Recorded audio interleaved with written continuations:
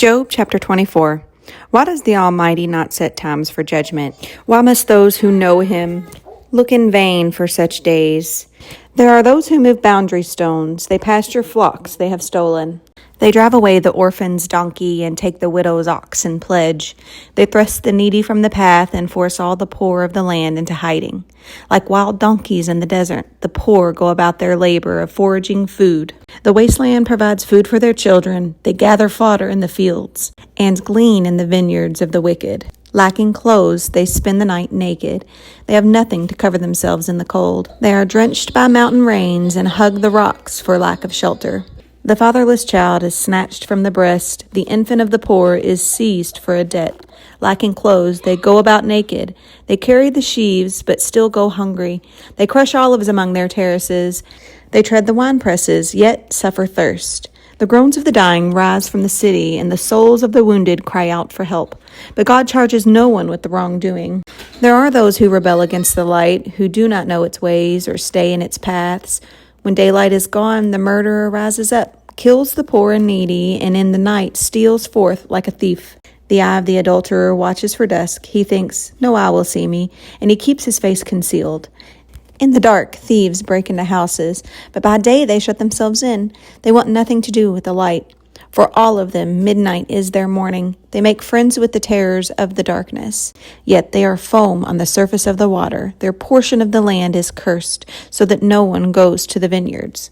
As heat and drought snatch away the melted snow, so the grave snatches away those who have sinned. The womb forgets them. The worm feasts on them. The wicked are no longer remembered, but are broken like a tree.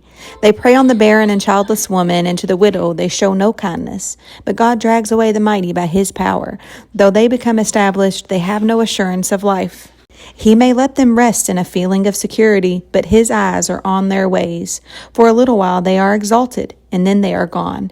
They are brought low and gathered up like all others. They are cut off like heads of grain. If this is not so, who can prove me false and reduce my words to nothing? Chapter 25. Then Bildad the Shuhite replied, "Dominion and all belong to God. He establishes order in the heights of heaven. Can his forces be numbered?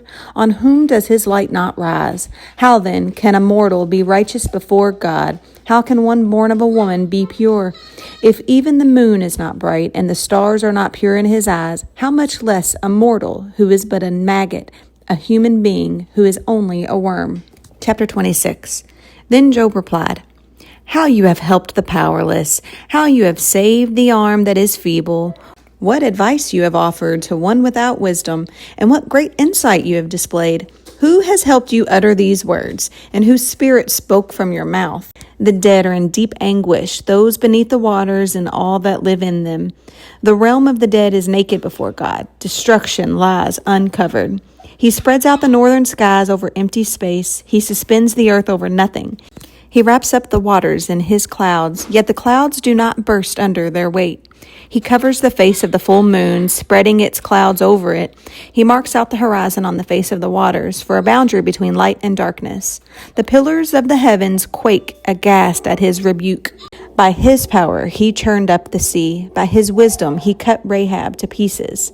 By his breath the skies become fair. His hand pierced the gliding serpent. And these are but the outer fringe of his works. How faint the whisper we hear of him. Who then can understand the thunder of his power?" Chapter 27. And Job continued his discourse. "As surely as God lives, who has denied me justice? The Almighty, who has made my life bitter. As long as I have life within me, the breath of God in my nostrils. My lips will not say anything wicked, and my tongue will not utter lies. I will never admit you are in the right. Till I die, I will not deny my integrity. I will maintain my innocence and never let go of it. My conscience will not reproach me as long as I live. May my enemy be like the wicked, my adversary like the unjust. For what hope have the godless when they are cut off, when God takes away their life? Does God listen to their cry when distress comes upon them? Will they find delight in the Almighty? Will they call on God at all times? I will teach you about the power of God, the ways of the Almighty I will not conceal. You have all seen this yourselves. Why then this meaningless talk? Here is the fate God allots to the wicked, the heritage a ruthless man receives from the Almighty. However many his children, their fate is the sword. His offspring will never have enough to eat. The plague will bury those who survive him, and their widows will not weep for them. Though he heaps up silver like dust and clothes like piles of clay, what he lays up the righteous will wear, and the innocent will divide his silver.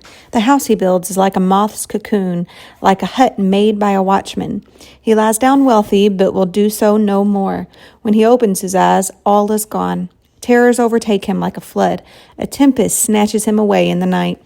The east wind carries him off, and he is gone. It sweeps him out of his place.